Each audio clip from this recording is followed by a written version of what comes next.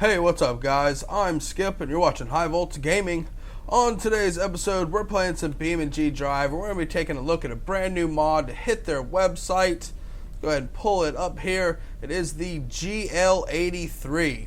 So as you can see, it sort of looks like maybe a Toyota Land Cruiser or one of those other sort of vehicles. Definitely let me know what you think it looks like down in the comment section below. You can see here it's got a bunch of different variants, so I guess let's just go ahead and grab the stock one to start off with. Go ahead and replace that dually. We're not going to need it. We're out here on the Utah map today. We're just going to be taking a look at this truck and sort of checking out some of its features. It seems like the thing dropped really slow. Is that in slow-mo? Alright, anyway, let's go ahead and get rolling here. Let's go ahead and take a look at it first, actually. Looks pretty good. Textures are definitely nice on it. Looks like it's got all the detail and all the little stuff that you'd want to see. It's got that rear tire rack on it there. Let's go ahead and pull up the config menu. I was just looking at it a second ago, and I don't actually see where you can put on those rear tires, right? I don't understand. We can change it out to the other one, and that just puts our regular bumper back on there. But for some reason, the rear bumper has those two carriers, but doesn't actually have tires. It doesn't look like it to go on there anyway. You know, maybe there is in this huge parts list. Maybe I overlooked it somewhere. Maybe it's listed under the rear suspension for some crazy reason. You know, I don't know, but for some reason I couldn't find them on there, so whatever.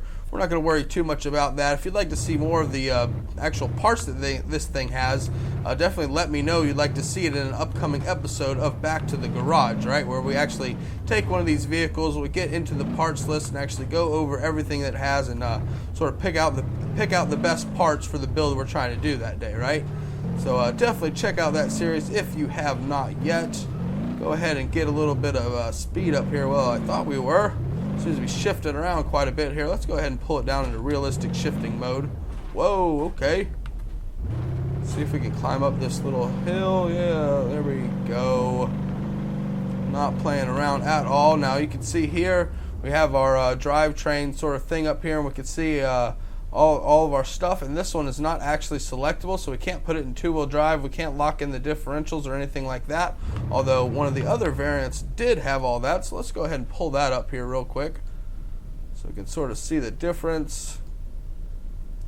So the off-road one, I believe, is the one I was trying out. Let's try out the live axle here. So this one should have straight axles under it, front and rear. Let's go ahead and spawn new. And yes, this one has everything, you know, that's from the new update. So we have the actual locking front and rear diffs. Looks like this one's actually running a center differential too, so that's interesting.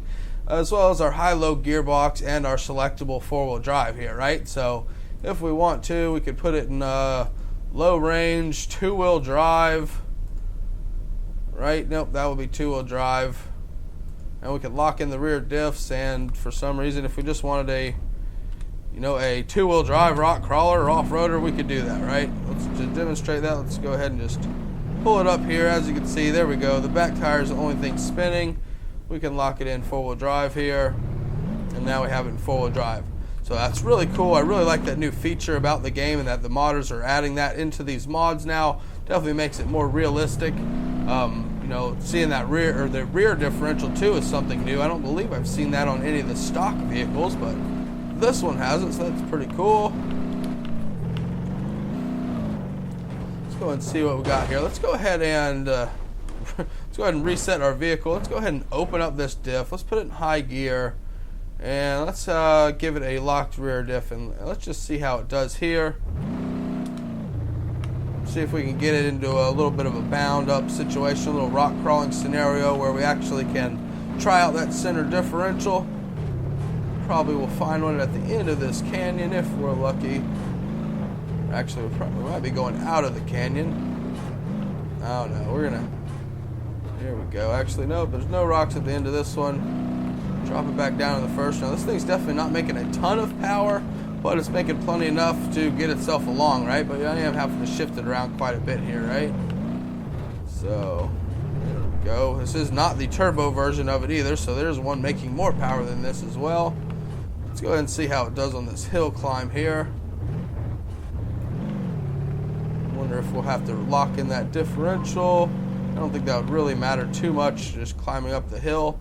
I don't know where you would really benefit for a center differential unless you're like driving down the highway, I would think, because then it allows the front and the rear to sort of spin at different rates for when you're going around corners and stuff like that for when you're like on tarmac. So I guess that would be a pretty cool feature. If you're going to be off-roading, you would lock it in and you would have like a true American style four-wheel drive setup, right? Especially if you have locking differentials in the front and rear as well. But then you could actually unlock your differentials and still have it in four-wheel drive, and then essentially it's going to act like an all-wheel drive vehicle, right?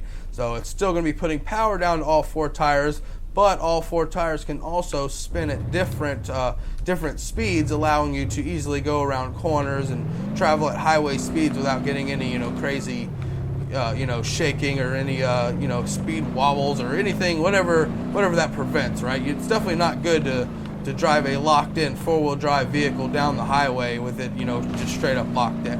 That's why like a all-wheel drive cars, I believe, would run a rear or center differential usually, right?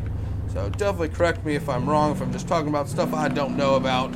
I might be doing that. I do that sometimes. Definitely bound up here. Now, as you can see, this is going to be a perfect example. Our back tires are on the ground, and the rear, or that center differential, is sending all the power to the front tires. So let's go ahead and lock that in. And as you can see there, now we have one tire over here pulling, but we're still not locked in. We're still not sending any power to this tire because we have these differentials unlocked. This is becoming more of a differential video than it is about this GL83 or whatever the heck it was called. And we're completely stuck here. It's definitely a sweet vehicle. I love the fact that it has all these options here. You guys definitely let me know what you think down in the comment section below. I do believe we're going to go back to this video, go back to this vehicle just to do some more realistic off-roading and stuff like that with it. So let me know what you think about that down in the comments as well. Don't forget to hit me up on Facebook, Instagram, and Twitter. I'm Skip, and I'll see you in the next episode. Peace.